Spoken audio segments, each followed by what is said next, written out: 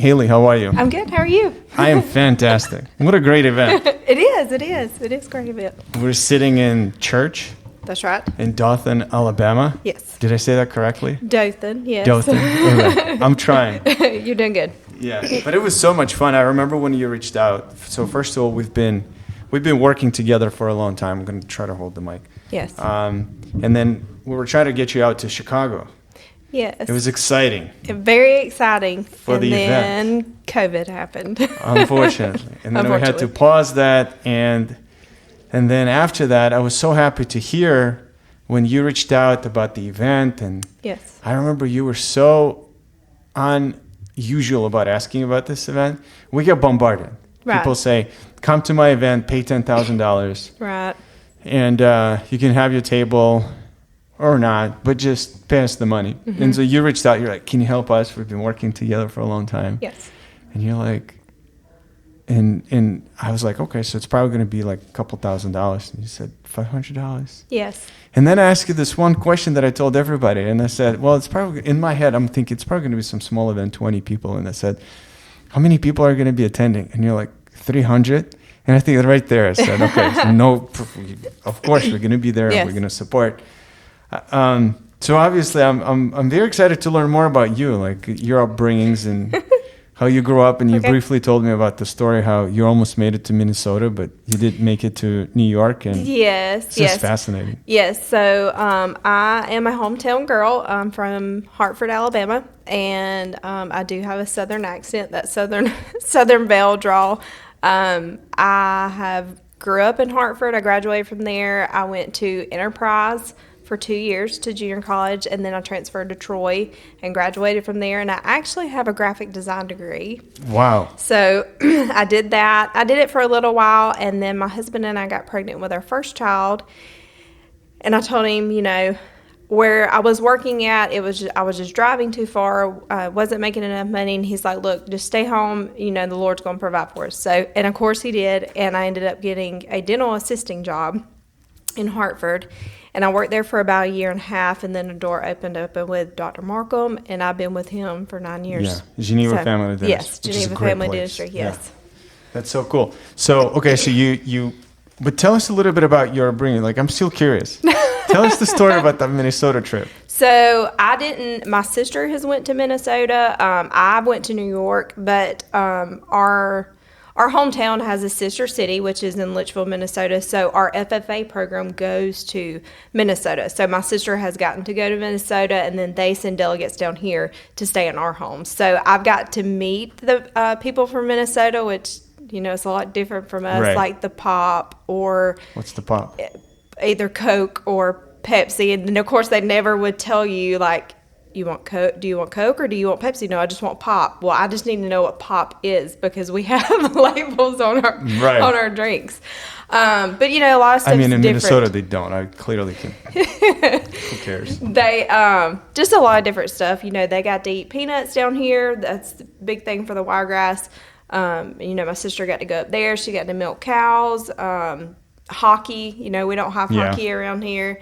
So she got to do that. And so I think it's just different cultures, everybody Isn't it fascinating? Yes. How South and North are like almost different countries. Very much so. Right. Yes. And the weather, we're so used to the humidity and it hot and gnats, mosquitoes, and, up north it's like a totally different, the whole atmosphere, the air is totally different from down here. Yeah. Yeah. Absolutely. And so you haven't been to Minnesota, so people came to visit you, but then you got a chance to go to New York. Yes, I went to New York. Experienced the real cold. Yes, I went, I think I told you maybe like 2007, 2008. I went when I was at Troy University. I got a scholarship to go with our theater program and our design program, got to go. So, of course, I was scared to death because it's the first time I've ever flown before.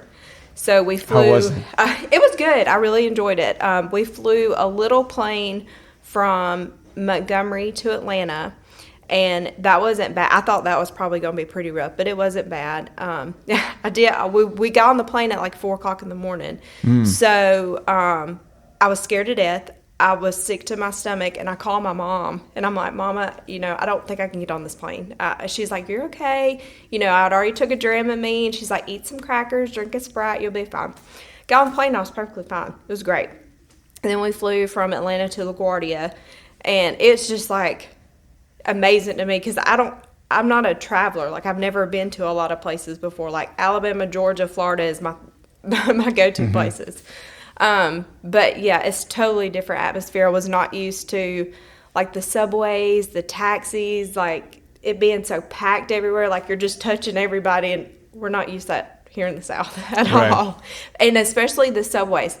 I have a funny story about the subway. So we get on at nighttime. Like, we have our professors that go with us.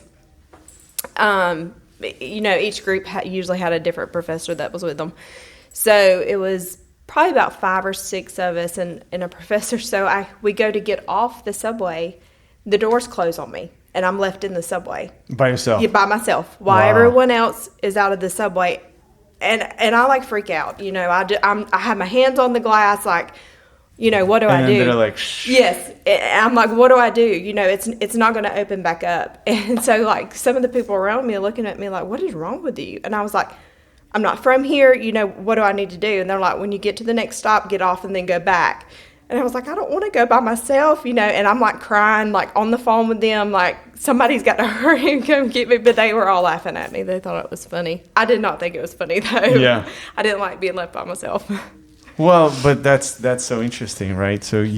But take the same person from New York, put him in the middle of the farm, and have the real geese chase these people. That's right. They will try to take pictures for Instagram, think that it's cute, until it's not cute. Somebody bites them in the rear end. Until it's not cute. That's right. Does it still work? This is totally not related to anything. When I grew up, I used to go to the village where my parents grew up a lot. And these real geese, right? Mm-hmm. They can run after you as soon as they see it. Then the only thing to stop them was like to pretend that you're a snake, that you would do the sound like and then they stop. Does it work? I don't know. I've never tried that. Really? I've never tried that. How do people usually stop them if they run into you? Well, most of the time, if I've ever had them run to me, I usually have food in my hand. Oh. So, because we do like to feed them a lot. Like, there's some parks in Enterprise that there's some at, but most of the time everybody has food, so you feed them. Yeah. I don't know that I've ever, like, actually been, like, attacked by one. It's not like Canadian goose. No. It's totally different. Right. These guys can, like, go after you. Yes. Okay. Totally different. Cool. Totally different. Like, so, we deal with, like, snakes when it's hot. Oh, we have a lot of snakes. Of course, we have a lot of possums, raccoons, like those kind of animals, which hunting is a big thing here in the South. Yeah. So, but yeah, we deal with all those kind of animals. Yes. Which you can't deal with in New York if you live in a big city. Yes. Forget about it. Which is also interesting. So if we go back to the dental practice, so how long ago did you start with Geneva? I've been February this year. I was with Dr. Markham 9 years. 9, that's amazing. That's 9 years. A long time. Mm-hmm. I'm sure people try to poke you around and ask them to join their office. I maybe had a couple who have asked, but I'm so blessed to work for Dr. Markham and Dr. Rowell. It's a great practice. It's a great family practice, and I enjoy it. One, because my family's in Geneva. So it's so convenient for me because my kids go to Geneva to school. My home is in Geneva. It's just a great place to live for my husband and I, and it's just, I've seen our practice has grown so much. I say our like it's mine. But, being with Dr. Markham and watching the practice grow since I've been there, it's just been amazing and how we've helped people. It's just amazing. I never could have known that a practice could grow that much. Being from where we are in a rural area, it's just amazing. From Geneva to Dothan, that's a big difference. Right. So you're closer to Florida than anything else. Correct. Yeah. When I lived in Hartford, we were 7 minutes from the Florida line. So now it's like literally 2 minutes down the road till you get to the Florida line. So. Yeah. Wow, it's just so fascinating. Go to the beach for the day. Right. When you joined Dr. Markham, How big was the practice? Was it the same building? It was the same building, so he has remodeled and made it bigger. There was two assistants, two hygienists, and 2 people up front. Okay. Wow. Yes. It's not a big No. practice. And that was, so yeah, because we had 3 rooms for him to work out of, and then the 2 hygienists, and then we had our front office. Okay. So when you think about the growth of the practice, what do you think makes a practice like Geneva successful? Like, why did you guys grow? I think our commitment to our patients, how we care for them, we love them, we treat them like they want to be treated. It's, a lot of people say like dentistry is about money. They just want to make money, but we actually have that compassion and care for patients and want to take care of them and do the right thing for them. And both of the doctors, they go above and beyond to do whatever they can for you. Sometimes you see a lot of sad stories in dental offices, just what people have gone through, and if they've had a hard life and they didn't have the funds to take care of their teeth, and now they do, and now they just want to, we don't try to be all you can be and do like a whole restorative work on you. We just try to get you where you need to be and make sure that you're happy and you get your smile back. Mm-hmm. But we have all of our girls at our office, just the compassion they have for people. I mean, from the time you walk into the door, of course I work at the front too, but when somebody hits that door, I want you to be saying, hey, like, let them see a smile on your face, because that may be the only smile they see that day. Right. So it's just grown. There's just a lot of love at our office. Do you think it's an advantage to being in a small community or a disadvantage? Well, being from a small community, I'm not used to anything else, but we have so many, where we're located at, we see a lot of people from Florida. So they come across, to see us. Well, a lot of it's word of mouth. The majority of it's word of mouth. We have done some radio ads, but most of the time it's just word of mouth. People come into our office, which is a great thing. Right. Mm-hmm. So that's probably being in a small community. Yes. Yeah, and probably kids go to the same place and same practice, same everything. Yes. And we have a great, we see a lot of pediatric kids too. We're not a pediatric office, but we see a lot of kids. We have a cute playroom, in our, since they added this little playroom. Yeah, on the left side yes. as you come in. Mm-hmm. Yeah, that's so cool. And kids love it. They know exactly where to go when they hit that door. They come in there and they go play. They know their hygienist. All of our hygienists are great. They just... Kayla used to work at a pediatric office. She's great with kids. We just make it fun for them, because it's scary going to the doctor or the dentist. Right. We just try to make it fun for them. Yeah. Can you give any specific examples? Because a lot of times when I talk to, I hope it's not going to come off the wrong way. If you and I sit down, and it's any office that I would interview, most people will say we have a culture, we really take care of our patients. But there's really something unique when I go to your office. When I went yesterday, everybody smiled. They all wanted to know who I am. Yes. I didn't want to bug Dr. Markham because I knew he's going to be busy. And I thought, I'll just come back the next time. So are there any examples that you think set apart your practice from others? And not necessarily to pick on others. I'm just curious, What do you guys do different? Maybe some people morning huddles, some people the way they see patients. Obviously, you probably know every patient by name when they come in. You don't have to look at the schedule. You already know, Mrs. Johnson or somebody else comes in, right? So are there any examples that you can share? Every single one of those that you just really? Said. Literally. We do morning huddle. We talk about our day, who our new patients are. And we are all our front desk. Each part of our team is set apart.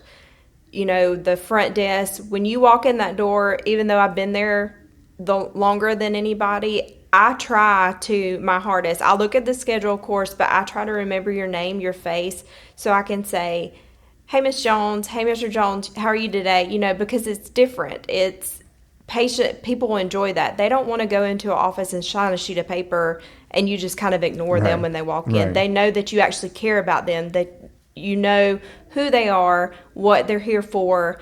Same for the doctors and the hygienists. They know what you're coming in for. They explain it to you. And, you know, they make sure that you're at ease with everything and talk to you about your home care and what you can do, how to prevent things. Just having that one-on-one relationship with them. You know, and I know we're from a small town, but we see a lot of patients, a lot of patients. Yeah. So, you know, and I try to, even if I don't know who they are and they're a new patient, you can kind of gather them from, like, I try to see people before they walk in the door. So I make sure, you know, like, I try to stand up to greet them when they come in the door, you know, if there's anything I can do for them. You know, we have a coffee bar, you know, if you want some coffee or water or anything, show them where the bathroom's at. Because most of the time at offices, you don't get that. You get, okay, sign your name in right here, give me your insurance card, driver's license, and we're done. Right. And people don't, you know, a lot of places aren't personable anymore. Yeah. And people, like, you may be the only person that they see that day, or they, you know, they don't get it out a lot. They may be an elderly person, you know, and it's, I don't know, just showing that love to them. Right. You know, and it comes from all aspects of our team. I noticed something in the office. I didn't get a chance to see the entire office. Mm-hmm. Hopefully next time I will. But I asked to use the bathroom because I drove for a couple hours. So the ladies were super nice, said just go straight to the right and then there's a door. And what I noticed as I go in, there's a whiteboard with pictures. Yes. Was it on purpose in that particular space, or it just happened to be there? No. That board with pictures. No. Before we built, I always say we. I shouldn't say that. Dr. Markham and then built onto the practice. I kind of like that you say we, though. I feel a lot of people listening would be jealous. Well, I feel like I'm a part of his family. So, and I've got to see everything, you know, while he's done this, and it's just, I guess he would be okay if I say we. Of course. And I'm telling you, people would die for it. Like, if their team members will say we. Yeah. It's nice. It's nice to be a part of a family, of course. But before he built onto the practice, that was where what we call our kids club. So we would take pictures of the kids. We would get consent from their parents to make sure that we could print them, you know, put them on social media or whatever, and then we would put them there. Well, when they built onto the practice, we have a hygiene wing, and then we have a doctor's wing. So the doctor's side has 5 rooms, and then on the hygiene wing, there's 4. Okay. 4 rooms. Okay. So we moved and added another board over near Kayla's room, and it there's a little sign above it. It says something about children and little things. I can't remember off the top of my head. But we have the little Instapic cameras now, so we take their kids' pictures, let it dry, and they get to put it up themselves. So we have that. But the ones going towards our bathroom are mostly us and our families. You know, like if we do like events like today, like I'll try to go and print off pictures. So just so you can see kind of what's happening in the office, you know, because not everybody gets to see like the hygienist, you know, sometimes they're just on the doctor's side. So we try to print pictures of that and, you know, our kids and stuff like that. That's so cool. The more I talk to offices that are not in the big city, the more I get the feel of this kind of family. Yes. Family feeling, getting to know patients, not rushing through. I don't know. I kind of feel like it's even a luxury for you guys. Because a lot of offices in the city, they're competing with, you know, 5 other dentists in the same block. And then they need to go to get the productions and get the numbers up and stuff like that. And they don't get a chance to even just say hello to a patient, right? Yeah. So it's like becomes so weird. We try to have that like one-on-one relationship with the patients, you know, like from, we've said it before, like being like a dental spa, like having a neck pillow or having a blanket or playing the kind of music you like or turning on the TV show that you like, you know, because it's frightening going to the dentist. Nobody, you know, it's not something that everybody wants to do every day. And we hear that every day, you know, so we want to try to make, or if you want to put your AirPods in and listen to music while they work on you, you know, it's just different stuff like that. Because I remember growing up going to the dentist, it's like it always had that same smell you went into and you just got your teeth clean and right. That was it. I know that smell. Yes. Yeah. That same, which I will say our office does not smell that way. We try to make it smell good.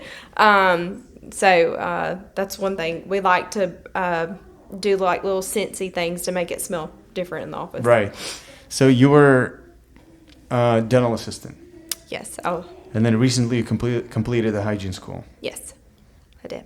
And what is your title now, or what do you do now? I am actually a treatment coordinator. Okay. Yes. So I actually, after I had our second child, Landry Kate, she's 5 now. So I started this 5 years ago.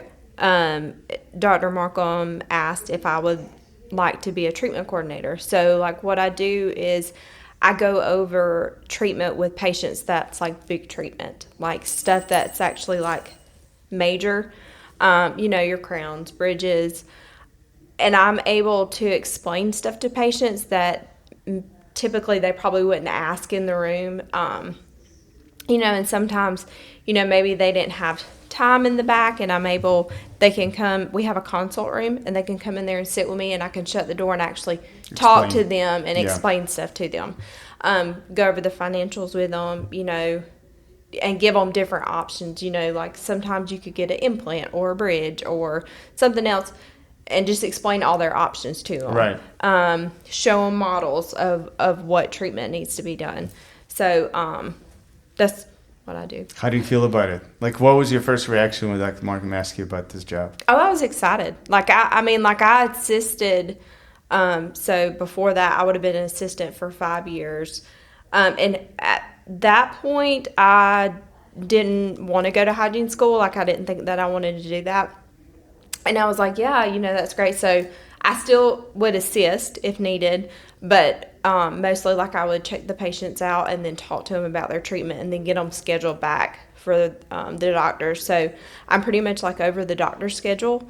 And I just try to make sure that their day flows good for them, that it's not crazy, which sometimes it can be. Yes. Yeah. Yes. What was, how some people think that treatment coordinator is being a salesperson and they get a bad vibe? You don't seem that way. You seem excited about it. No, I hope not. I hope I'm not. I try to talk to them, with compassion and it being myself. I put myself in their shoes. The doctors, sometimes I have to bring them back for consults because sometimes it's a lot.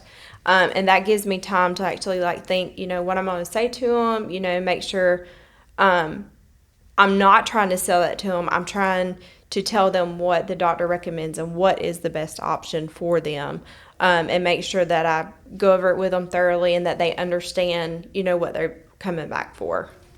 What is one thing that you're the most terrified to hear when you're presenting a treatment plan?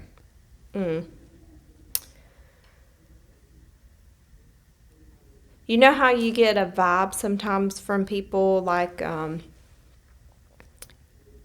you feel like they may not have a whole lot? And I don't want that to sound ugly, but it breaks my heart when somebody, I know they need certain treatment and, they can't, maybe they can't afford it or something like that. I wish I was one of those people that says, hey, let me pay for this for you. Let me do this for you. They'll show a different demeanor, and both of the doctors are really good about knowing those kind of patients, and helping them when they need to be helped. But I think not so much as them rejecting treatment, because I don't think we really have a whole lot of that. And if it's anything, it's probably I can't do a crown right now. Could we just fill the tooth until, a little bit later on? We get a lot of that. But it's not so much as actually rejected treatment. Sometimes I have to have hard conversations with patients. Nobody likes to discuss financial stuff. That's just not, right. I don't think that's anywhere in the United States. Yeah. Nobody wants to discuss money.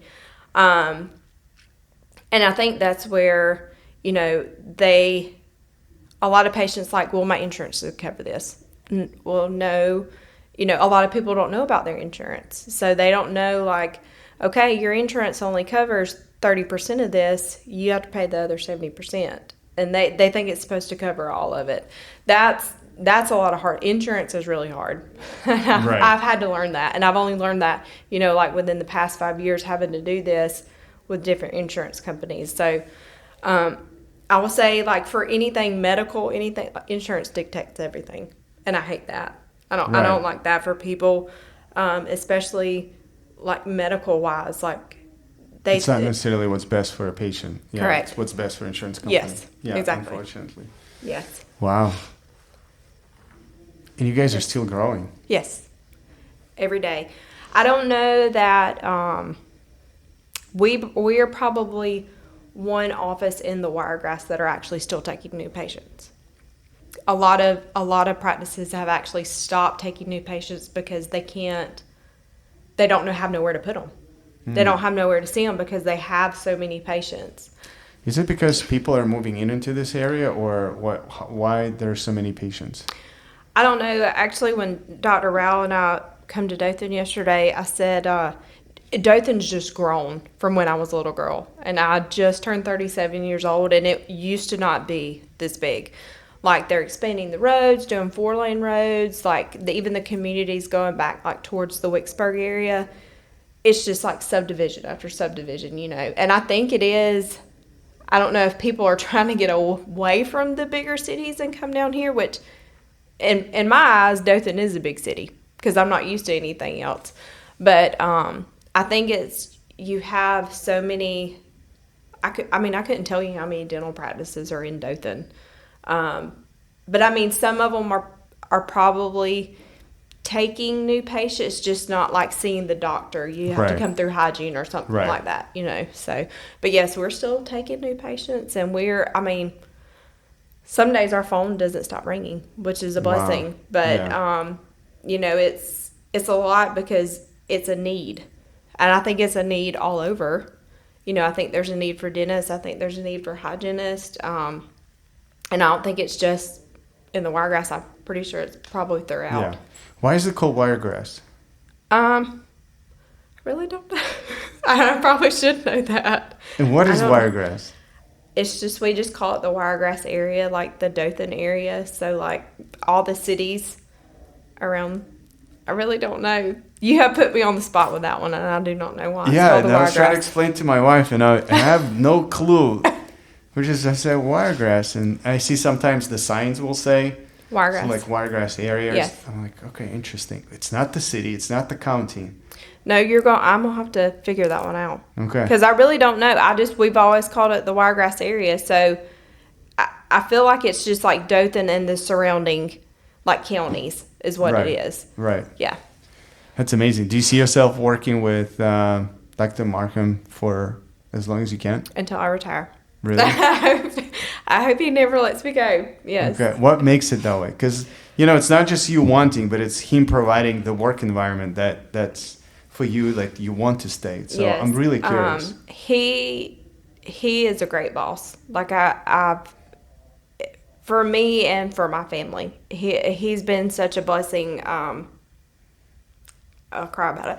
No, he's just good to his employees. If you have a family need, he's there for you. He's there for your family. Since I've been at the practice, Charlie was 1, or she was about to be 2 when I started at the practice with him, my first little girl. Mm-hmm. And so my husband and I had lost 2 children in between having Landry Kate. And, I had to have surgery with them, but he and Sarah were just there no matter what. The time I needed, if I needed to take off, and he's with that for any of the employees. If you have a family need, he's a family person, and he wants to, and so is Dr. Rao. Your family comes first, which my dental practice is my family too. I see them more than I do my own family, even though, my kids are at school most of the day. Then you go and pick them up, and you have supper with them. You have a couple of hours, and it's start all over again, Right. So, but Dr. Markham's good too. I've told him several times, and I pray that he keeps me and he never lets me go. But, I just love working there. That's amazing. Yes. I was actually hoping to see Sarah, his wife, on the She's trip. sweet. Yes, she's precious. Yes. I remember the calls. She was awesome. Yes, she is. Yeah.